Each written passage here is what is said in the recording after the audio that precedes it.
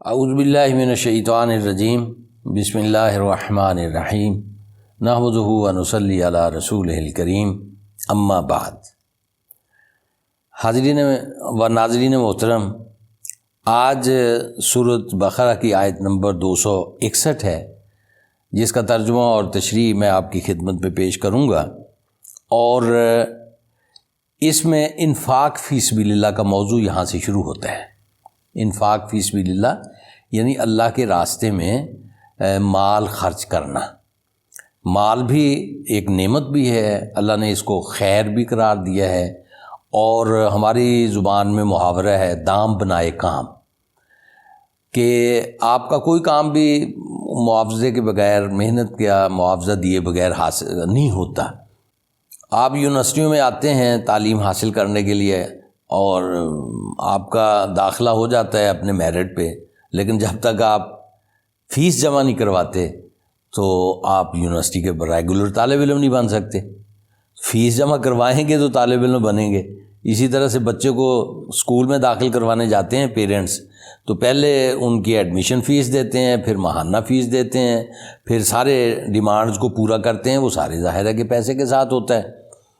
مدرسے چل رہے ہیں، قرآن مجید حفظ ہو رہا ہے، وہ بیچارے اتنی خدمات انجام دینے کے باوجود لوگوں کے سامنے ہاتھ پھیلاتے ہیں کہ بھی اللہ کا گھر بن رہا ہے، مسجد بن رہی ہے، آپ چندہ دیں، اور بچوں کو پڑھایا جا رہا ہے، یتیم بچے پرورش پا رہے ہیں، لوگوں سے کہا جاتا ہے کہ آپ چندہ دیں۔ اب یہ چندہ جو ہے وہ کہاں سے دیں؟ کما کے دیں گے نا۔ تو یہ کمائی جو ہے، اب اس تصور کی بھی نفی ہے، یہاں پہ میں واضح کر دوں، میں خاص طور پہ زندگی میری اسی میں گزری ہے کہ آپ پہ واضح کروں کہ کمانا جو ہے یہ عین اسلام ہے، اور الکاسب حبیب اللہ، اللہ کے رسول صلی اللہ علیہ وسلم نے فرمایا کہ کمانے والا اللہ کا حبیب ہے، اس کا دوست ہے، اللہ کو وہ محبوب ہے، اور آپ جتنی سٹرگل کرتے ہیں اپنی زندگی کے لیے، وہ اللہ آپ کے نامہ اعمال جو دائیں ہاتھ بیٹھا ہوا فرشتہ ہے وہ لکھتا ہے، اور آپ کی جنت بن رہی ہے، آپ اپنی جنت بنا رہے ہیں۔ تو یہ جو ہمارے ہاں ایک تصور پیدا ہو گیا ہے، اور یہی رائج بھی ہو گیا، اور لوگ اس کو مانتے بھی ہیں، ہمارے محراب و ممبر سے بھی اسی کی تشریح کی جاتی ہے کہ یہ تو دنیا ہے، یہ دنیا داری ہے، یہ گناہ گاری ہے، آپ کے اس میں لت پت ہیں۔ ہرگز نہیں، یہ اسلام کا تصور نہیں ہے، یہ رہبانیت کا تصور ہے، یہ راہبانہ تصور ہے مذہب کا، اور بگڑا ہوا تصور ہے۔ ہاں جی، صحیح تصور یہ ہے کہ آپ یہ دیکھیں، انفاق فی سبیل اللہ، مال کو اللہ کی راہ میں خرچ کرنا، اس کا کتنا اجر ہے، کتنا ثواب ہے، کتنا اللہ کو محبوب ہے، یہ اگلا جو مضامین ہیں اسی کے حوالے سے ہیں۔ تو جب آپ صرف اللہ کے راستے میں کب خرچ کر سکیں گے؟ جب آپ کے پاس ہوگا۔ وہ ہوگا کہاں سے؟ جب آپ کمائیں گے۔ تو جتنا زیادہ کمائیں گے اتنا زیادہ آپ اللہ کے راستے میں خرچ کر سکیں گے۔ اس لیے یہ کمائی جو ہے وہ بالکل جائز ہے اور نیکی کا کام ہے۔ جی، ایک محنت اور مشقت کرنا، جد و جہد کرنا، وسائل پیداوار کو بڑھانا، اس میں اضافہ کرنا، یہ بالکل نیکی کا کام ہے، عین اسلام ہے، جنت ہے، جنت کا راستہ ہے۔ تو اس کی طرف سے آپ بد دلی کے ساتھ اس میں آپ نے سٹرگل نہیں کرنی، بلکہ خوش دلی کے ساتھ اور پورے ذوق اور شوق کے ساتھ اور پوری لگن اور دھیان کے ساتھ آپ نے محنت کرنی ہے، اور محنت کر کے وسائل پیدا کرنے ہیں، اور ان وسائل سے اپنا اسٹینڈرڈ آف لیونگ بھی بہتر بنانا ہے، اور گرد و پیش میں بھی اس کو اسٹینڈرڈ آف لیونگ بہتر بنانے میں اس کو خرچ کرنا ہے، عزیزوں پہ، غریبوں پہ، پیچھے رہ جانے والوں پہ، محروموں پہ، یعنی اس پہ بھی خرچ کرنا ہے۔ اس پہ اللہ سب سے زیادہ راضی ہوتا ہے۔ رسول اللہ صلی اللہ علیہ وسلم کی ایک حدیث ہے نا کہ انسان الخلق و عیال اللہ، یہ ساری مخلوق اللہ کا کنبہ ہے، اور اللہ کے نزدیک سب سے پسندیدہ وہ ہے جو اللہ کی مخلوق کے لیے نفع رساں ہیں۔ تو مخلوق خدا کی نفع رسانی وہ ظاہر ہے کہ وسائل حیات کے بغیر ممکن نہیں ہے، اور وسائل حیات پیداوار جد و جہد کے بغیر پیدا نہیں ہوتے، حاصل نہیں ہوتے، اس لیے یہ جد و جہد عین اسلامی فعل ہے۔